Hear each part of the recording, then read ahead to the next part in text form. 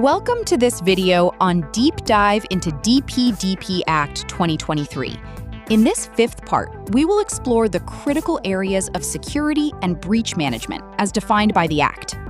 Effective security and breach management under the Act relies on three pillars: implementing reasonable security safeguards, establishing a robust personal data breach response plan, and ensuring diligent notification and remediation processes.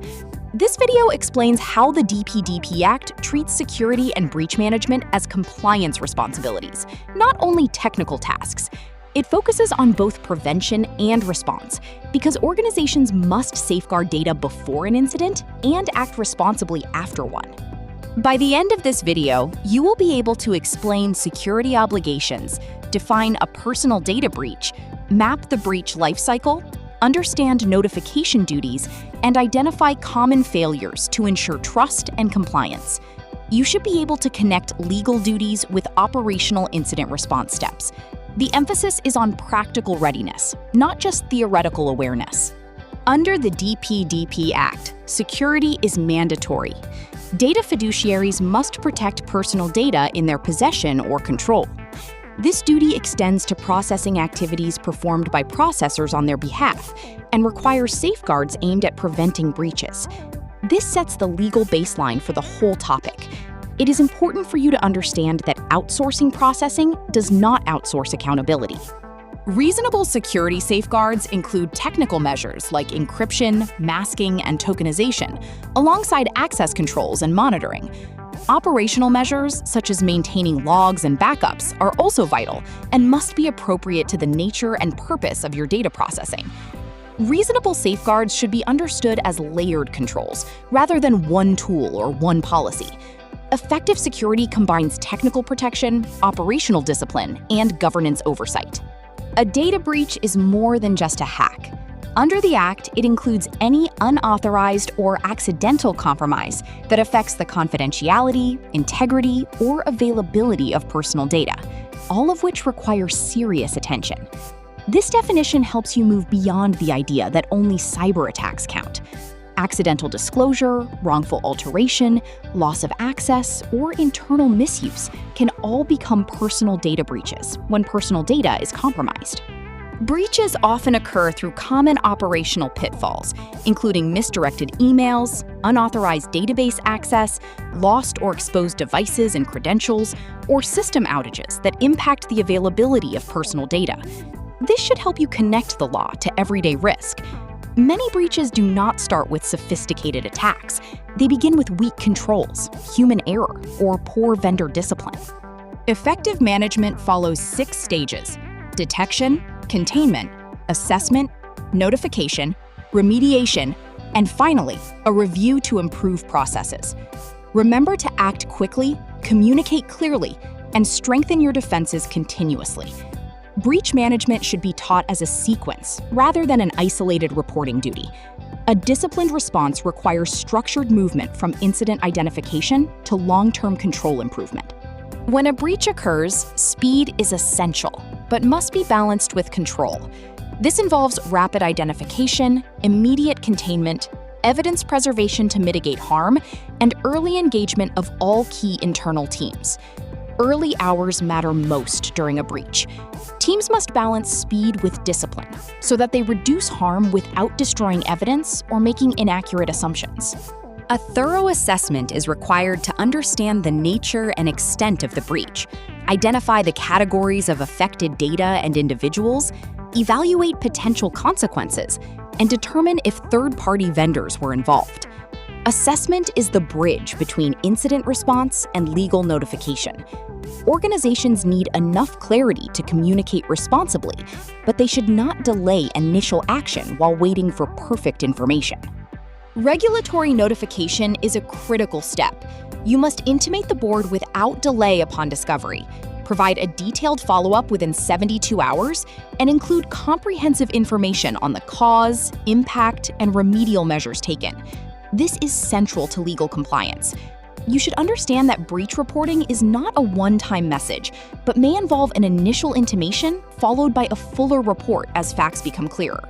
When communicating with affected individuals, be timely and transparent.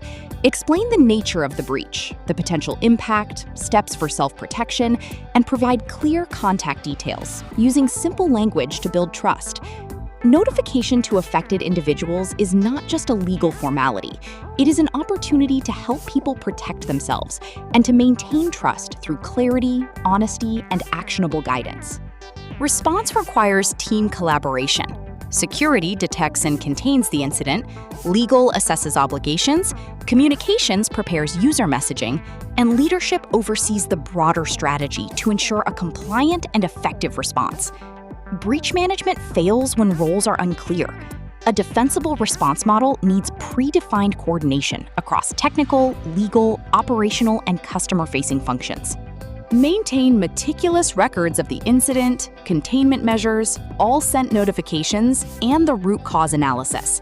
These records are essential to demonstrate accountability and support regulatory compliance. Documentation is essential for accountability, audit readiness, and organizational learning. It also helps demonstrate that the organization acted responsibly and improved controls after the event. Avoid common mistakes such as weak preventative controls, confused ownership, incomplete assessments, poor notifications, or failing to address root causes. By avoiding these errors, you protect your organization, your reputation, and your data principles. These problems usually come from poor preparation rather than bad intent.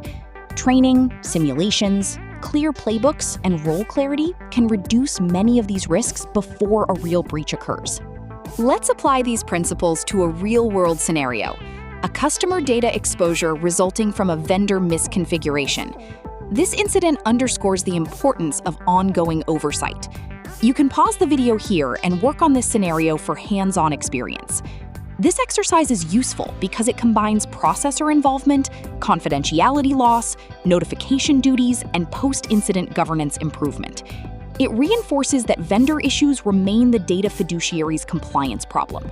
Key questions for our analysis include: is this a personal data breach? What are the immediate containment steps? What notifications are necessary? And what are the governance lessons for our vendor relationships? To effectively manage such incidents, you should build a structured breach response workflow. This consists of 5 clear steps: identification, containment, notification planning, team roles, and final documentation. These steps ensure you can identify the incident, map the necessary actions, decide on the notification path, assign team responsibilities, and define proper remediation to fix root causes. In this activity, you can take up scenarios such as ransomware, accidental disclosure, wrong recipient email, exposed cloud storage, or insider misuse. You should design the workflow from detection to review, including containment, legal assessment, notification, communications, and long-term corrective action. For further learning, a detailed guide with practical examples is available on the DPDPA Mentor website. This resource helps teams in building a breach response workflow under the DPDPA Act. This guide is based on the steps provided in the previous slide, and various examples are provided for better understanding and practical usage. Remember, security is mandatory. Breaches involve all aspects of data. Notifications must be structured. Vendor incidents remain your responsibility, and preparation is the key to effective breach management. The central message is that security and breach management are operational disciplines backed by legal duties. Organizations that prepare before an incident, respond in a structured way, and learn from events will be far better placed to comply and maintain trust.